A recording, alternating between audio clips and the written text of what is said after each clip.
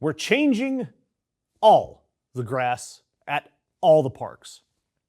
Grass is like human beings. Grass has a life also.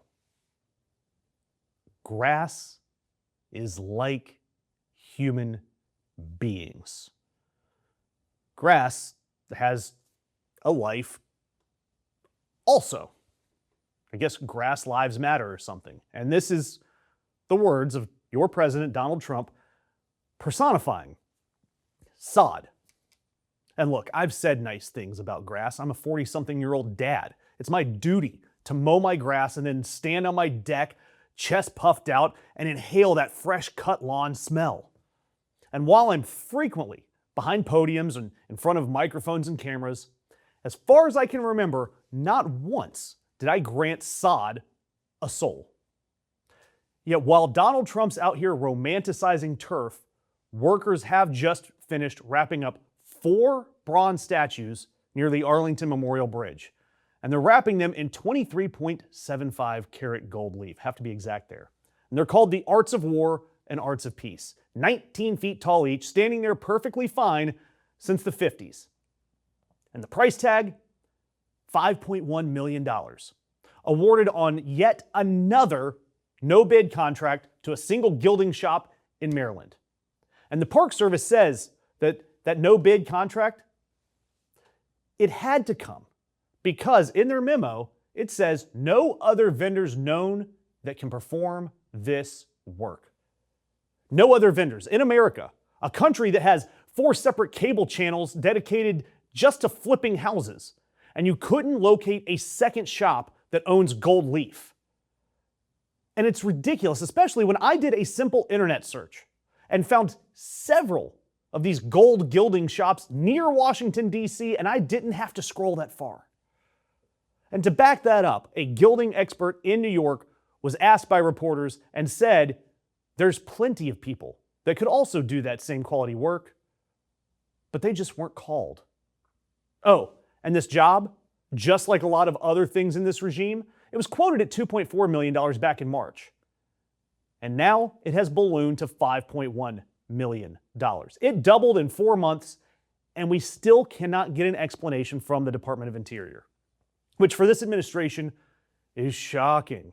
I mean, normally they'd find at least some way to blame the horses because they presumably voted for Obama. But right now, they just aren't even offering an explanation. And when it comes to DC, it's not just about these horses. And hat tip to Notice, NOTUS, for mathing all of this out, because the Interior Department has spent at least $95 million beautifying Washington, D.C. this year. $20 million of it has never been reported. Lafayette Park, the Reflecting Pool, we know that saga, Freedom Plaza, Meridian Hill, Logan Circle, that 250-foot triumphal arch, because that's what we're all asking for. And look, I need to know how you guys feel about this, because where the money is coming from. A lot of it is coming from national park entrance fees. Your entrance fees, my entrance fees.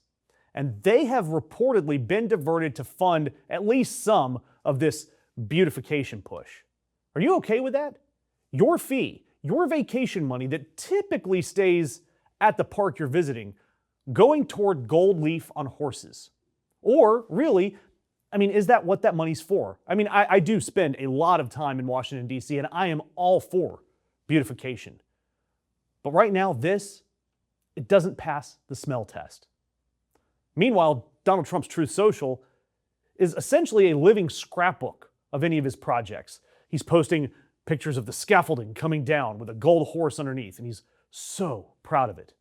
And a few days later, posting, "We've cleaned, renovated, and beautified over 45 monuments and memorials, 28 statues, at 22 fountains in Washington, D.C.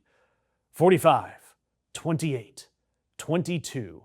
He is announcing renovation stats, kind of like he's the Count from Sesame Street.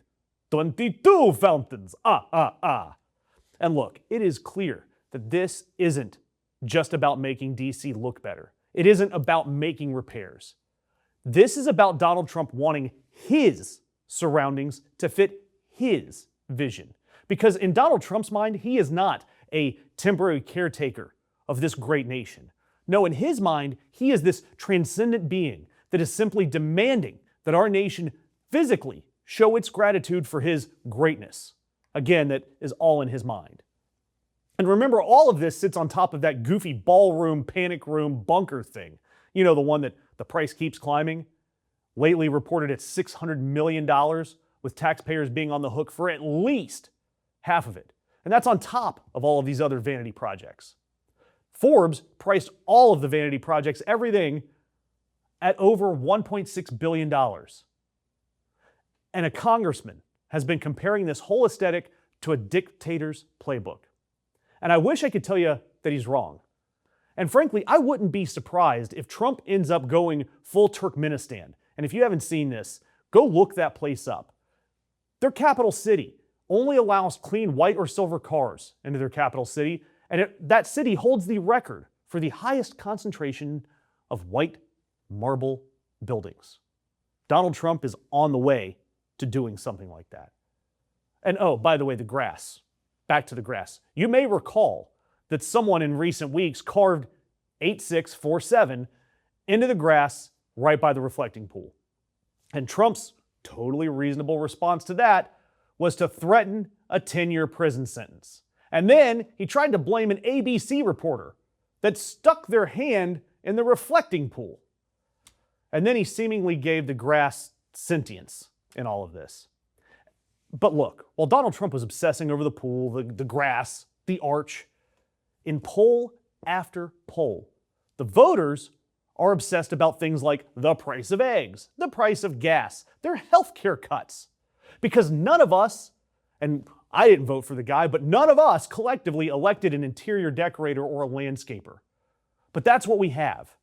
A president that is personally managing the emotional well-being of his lawn and adding $5 million of gold leaf to horses. And that's why I'm going to ask that you hit that notification bell. Because when somebody else is finally in charge, we want to make sure that they know to send the invoice to Trump and his goons. And if you really support what we do, we would be so appreciative if you considered becoming a member. That way you can help us bring you all of this information that the mainstream media continues to ignore.